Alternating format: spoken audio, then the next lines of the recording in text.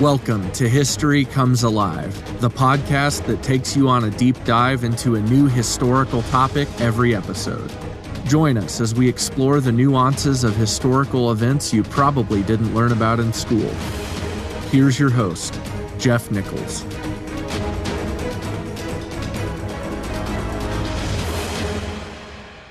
Welcome back. We're really starting to pick up some steam in our narrative of the development of English colonial New England. Now, if you recall last time, we met Jaques Elekes, the ill-charactered Dutch trader that kidnapped a Pequot chief and threatened to cut his head off when he did not like the trade agreements the Pequots were willing to offer. And little did he know, little did the Pequots know, little did the Pilgrims of Plymouth know that one shifty move in the wilderness of modern Connecticut would ultimately be the catalyst that turned the tide forever in the favor of the English. You recall the Pequots responded by paying a ransom in bead money, wampum, and Jaques Elekes had received the payment with skepticism. But that would not last. He soon realized the true value of those first 40 fathoms. He soon realized the almost universal appeal of the wampum by virtually all the natives. Not just the shoreline folks, not just the coastal and New England, or even the New Amsterdam natives, but far into the interior there was a market, a seemingly endless market. Through this treachery, the Europeans finally had a commodity that satisfied everyone along the trade routes. Meanwhile, back in Plymouth, their world, the world of the Pilgrims, may have been all about escapism and separatism, but they had creditors, financiers. They had needs for certain supplies from England. They needed more commerce over here to fund their business over there. And that was tough to come by. Their security and guidance had been largely taken care of through a few shrewd moves by Miles Standish and the continued friendship of Massasoit. But they had no guarantees of long-term sustainable trade. Like the Dutch, they had a hard time supplying their potential trade partners with items of real perpetual interest. One of their first attempts to develop trade partners was in 1623, the same year as the Weymouth Massacre. They had looked to the west, today's states of Rhode Island and Connecticut, the land of the Narragansetts. The Dutch were there. They had it pretty locked down. Jaques Elekes had been there the year before.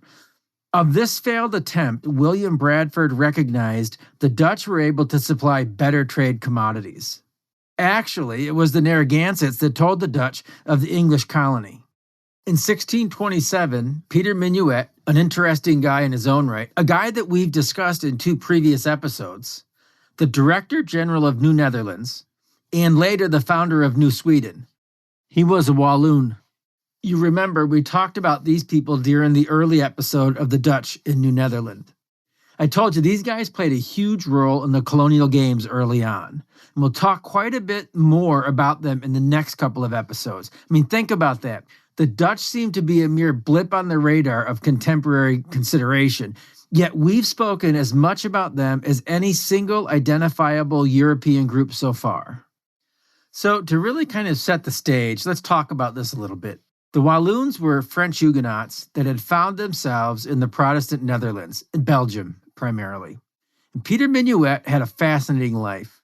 He was born in the Holy Roman Empire, basically modern Germany, North Rhine-Westphalia. He was a French-speaking Protestant. His family had fled to the Netherlands to escape the Spanish persecution. He's also the guy that famously purchased Manhattan for $20-something, right? 60 guilders back in those days, about $1,150 in US dollars today. Minuit was an experienced, accomplished man, and he understood the threat intrinsically to Dutch commerce that the English presented. So he reached out to the Plymouth folks and suggested a trade agreement. That wasn't the worst idea. The Dutch and the English had helped each other in Europe, you remember. They'd shared a common enemy of Spain and, in a larger context, the Roman Catholic Church. I know we've covered a lot of that in previous episodes. So anyway, Minuit's idea was to supply Plymouth with finished goods from Holland. And again, that's not a bad suggestion either. After all, the Pilgrims had spent about a decade in Leiden before crossing the Atlantic. So Minuit's kind of done his homework here. I'm guessing that there were probably common goods from Holland that the Pilgrims had grown accustomed to. I mean, we all like a little taste of home. We all like to surround ourselves with familiar things. Well, he would get them finished goods. And what he wanted the Pilgrims to do was secure furs, especially beaver, for New Netherland from the natives that the Pilgrims encountered, especially those to the north who were not easily reached by the Dutch themselves. I mean, that sounds almost agreeable on the surface, doesn't it? What did the Pilgrims need? They needed trade. They needed finished European goods. What did all of Europe want? Furs, especially beaver. On top of that, Minuit offered cold, hard cash for pelts and furs. That would have been pretty appealing, on the surface. New trade, provision, familiarity with the Dutch. But Bradford declined. He declined in an astonishing manner, in my opinion. Plymouth needed those things. They needed an opportunity just like this, yet Bradford turned it down, dare I say, boldly, arrogantly. It's one of those times when it seems like one's mouth writes a check that one's body can't cash. His response began by thanking Minuit for his offer. He recognized the graciousness that his group had received in Leiden, but then he told Minuit that Minuit, the Dutch, were actually trespassing on sovereign English claims. He didn't totally close the door on the prospect of future trade. As long as the Dutch had good prices and all. But that shot across the bow may have damaged some relations a little bit. And furthermore, Bradford's quote-unquote olive branch, as if he was in a position to offer one, was that if the Dutch would cease to trade with the Narragansetts, neither he nor any other English, most likely, would bother them or their settlements along the Hudson River. So here's my translation. You keep yourselves within the boundary of New Netherlands, proper, like modern New York State, and leave the rest to us. So, not to be outdone or outthreatened, to this, Minuit replied, quote, as the English claim authority under the King of England, so we derive ours from the states of Holland, and we will defend it. End quote. Remember, these guys weren't chumps. They would go on to fight 4 wars with England. At this time, England was not the powerhouse that they would grow into, and the Dutch already had a developing global enterprise. Interesting war of words. But the Dutch were patient. The Dutch had vision. The Dutch had intuition. They were instinctive. The Dutch were industrious and they were practical. And there was a big picture to consider here. After the initial exchange, Minuit tried to approach the Pilgrims from another angle. He was intent on securing his business and avoiding conflict with the English. The goal was to make money. Conflict would interrupt that. Conflict would destroy that. So he kind of chose commerce over conflict. It's not quite the suggestion of open markets where everyone goes anywhere, but rather a shared exploitation. Uncontested markets. Well, uncontested for the Europeans. Neither one of these groups was actually considering the natives at this point. So Minuit sent his number one guy, the second most powerful Dutchman in New Amsterdam behind Minuit, the second most powerful Dutchman in North America behind Minuit. Isaak de Raisiers was the Dutch secretary and commercial agent. He was the guy with the real vision. Protect established Dutch trade interests. That's the vision. Protect what they already had. He had a plan that could do that and provide an outlet, a commercial avenue for the English. It was a good plan. It wouldn't be enough, but it was the best that he had to offer in order to avoid conflict. So here it was. His goal was to secure the wampum supply. Sometimes we fail to identify the goal when we're going after something, right? That can make it difficult to come up with a solution. It's easy to give something up if you get what you've set out to acquire, right? I found a lot of my own struggles when I want to acquire something or achieve something have more to do with not distilling down what the basic need or the desire is, because it's easier to give something up if I have the prize in mind that will come with the forfeiture. Raisiers did. He had a strategy. You should always have a strategy, a clear objective, and what its value is to you, what you're willing to pay, and then you pursue it hard. And that's what he did. Raisier's goal was to secure the wampum on the Long Island Sound and the Narragansett Bay. He had a business to run. The Dutch were here to make money. This was a for-profit operation for the Dutch West India Company. It was the Pilgrims that had come with a sense of permanence. Raisiers was willing to throw them a bone in order to keep his number one priority. The wampum was the commodity the Dutch had been looking for. It had almost universal appeal among the natives. It was transportable. It helped to open many new trade relationships in the interior. And Raisiers realized that the English were spreading out. He knew it was only a matter of time before they discovered wampum and moved into the Connecticut region as well. That was the real threat to his business. He needed to redirect them away from Dutch interest. If not by war, then by opportunities of their own. And at this point, Connecticut was still rich in furs. He rightly foresaw the English aggressively taking the Dutch enterprise for themselves. And so they would. His plan was to avoid or forestall the inevitable. I imagine a conversation started that went something like this. Gentlemen, there's enough business for all of us here, eh? Let's divide the trade and both make money, huh? Isaak de Raisiers' contact with the English can be traced back to a tiny little outpost of Tusset, located on the north end of Buzzards Bay, about 20 miles from Plymouth over a rough landscape. It was just a small outpost, but it was manned year-round by two men to secure English interest. The outpost also had a shallop, a boat, that could access the shores of Long Island Sound. From Optuset, Raisiers made his way to Plymouth by a boat sent to pick him up by Governor Bradford himself. And once there, Raisiers recognized the Pilgrims were pretty entrenched. Reconnaissance and leverage, that's what he was doing right now. He was gaining reconnaissance, and he was figuring out what his point of leverage was. He was quite astute and intellectually honest about what he found. He kept his main goal in the forefront of his negotiation.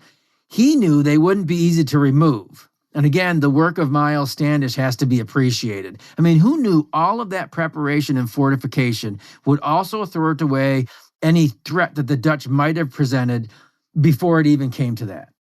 Raisiers also appreciated the Pilgrims' moral discipline. He noticed that the Pilgrims even enforced their moral code upon the natives that lived there. And that would have included Hobomok. Now, conversely, he noted that the English were appalled at the Dutch behavior, especially in regards to their sleeping with the native women. He did admit, in his estimation, that their discipline had a positive effect for the functioning of Plymouth. All of that discipline. He said, as noted without context from a previous episode, you remember I've already mentioned this guy once, quote, the tribes in their neighborhood, the area around Plymouth, are better conducted than ours, end quote. They were also pretty self-sufficient, he noticed. What they lacked in farmable soil, they made up for in fish and game. So again, this guy wasn't stupid. He's an opportunist and a businessman, and he's fulfilling a role for his employers, the Dutch West India Company. He made the best of the situation based on his honest assessment. I mean, oftentimes I don't assess honestly. I try to persuade myself of facts that fit my narrative or my desired outcome, and that can spell frustration and defeat. It kind of tends to take my eye off the prize. So Raisiers knew he had to make a deal. His plan was to introduce the Pilgrims to wampum. I mean, they'd find it soon enough anyways, and point them to their northern interests. And it didn't take long for the industrious Pilgrims to consolidate the trade in Maine from the individual traders who had been enjoying success for decades. And in 1628, their activities were officially recognized by the Council for New England. They received a patent for a large area of the Maine coast. I mean, that's not too bad for a colony that didn't even have a charter of their own. Ultimately, they would have two trading posts in the north, one on the Kennebec River, basically modern-day Augusta, Maine, and one on the Penobscot. And one thing I noticed here is that this also pitted the English against the French, who also had a presence in the northern region. I don't know if Raisiers thought about that, but England and France had had several centuries of on-again, off-again, mostly on-again hostilities. They were natural enemies. What had been about territory and monarchical claims had blossomed into full-blown religious animosity as well. I don't know if that was planned or not, but nice job, Mr. Raisiers. I mean, the Dutch were going to be competing with the French as well, right? So good job. Unsure of the success that this would generate, the Pilgrims agreed to buy 50 fathoms of wampum from the Dutch. I mean, this may have been their greatest investment ever. It would prove to be the worst sale for the Dutch. Bradford would later go on to credit Plymouth's future success to Raisiers himself.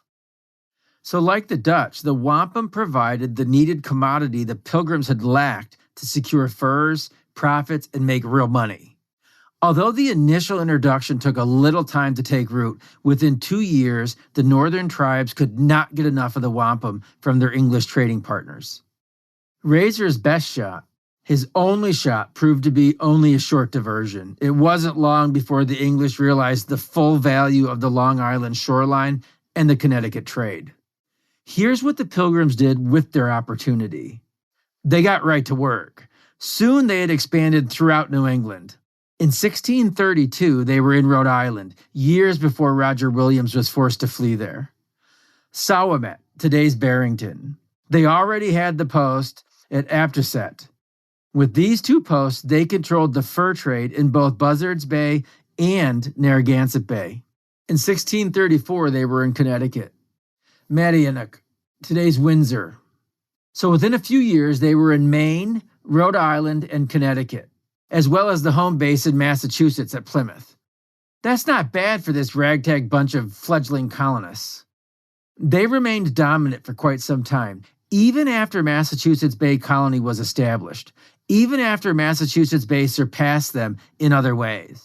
I mean, actually, by 1634, their control was so complete that Massachusetts Bay Governor Winthrop complained that Plymouth had, quote, engrossed all the chief places of trade in New England, end quote. But as soon as they had achieved the apex of colonial success so far, it was already eroding away. Well, it was already being chipped away. In 1633, Maine fell to the French. The population explosion that was Massachusetts Bay quickly expanded into Connecticut, another colony without an official charter. I mean, bury that fact in your mental filing cabinet. We're going to revisit that in a few months because there's going to be consequences. But you may recall our previous flyover episodes developing New Haven and Saybrook, and Connecticut's going to be coming fast in our narrative. It was Roger Williams' arrival in today's Rhode Island that ended the Plymouth dominance on Narragansett Bay. And again, what is a dominant theme that we're working toward? How the colonials ever managed to unite. There's a lot of bickering, there's a lot of posturing, there's a lot of competition, there's a lot of disunity. It's ironic, the Dutch had vied for these places. They would give way to the English, who in turn would compete with each other. Plymouth had had their run at supremacy, and it may have yielded ground, but not before they paid their debts in full to their London creditors and founders. Their colony was secure and it was prosperous. It's interesting to note that their success was secured first by the Treaty of 1621, when they staked their future on the friendship of Massasoit, and then later by 2 Dutchmen, Jaques Elekes, the scoundrel, and Isaak de Raisiers, the commerce guy under Peter Minuit. I mean, think about that. The Dutch had really given the Pilgrims a lot here. Safe harbor in Leyden, the key to prosperity in New England, coupled with the alliance with Massasoit and his deputies, Squanto and Hobomok, it's easy to understand how they, Plymouth, felt their success was providential. They were poor and downtrodden over and over, yet they always received the support they needed at just the right time, and they were able to recognize opportunity and seize it. That's all it was, opportunity. They had to work for their success. It's pretty amazing, really. That in and of itself takes a little bit of vision and fortitude and courage, doesn't it? I mean, opportunity is all around us. Oftentimes we fail to recognize it. We fail to go after it. We don't seize the opportunity that's before us. But what we see in the Pilgrims is time and time again, taking advantage of the opportunities that were before them, striving to achieve those things. Well, anyways, this was the immediate backdrop on the eve of the founding of the Massachusetts Bay Colony. Trade relationships and wants and needs and real currencies were starting to be exchanged. Within the next decade, 20,000 mostly Puritan colonials would pour into that new colony.